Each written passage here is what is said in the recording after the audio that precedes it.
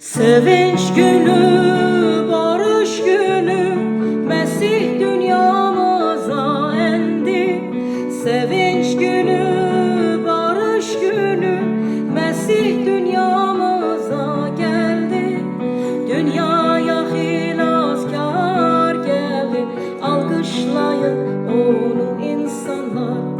Dünyaya hilaskar geldi, alkışlayın onu insanlar. Sevinç günü,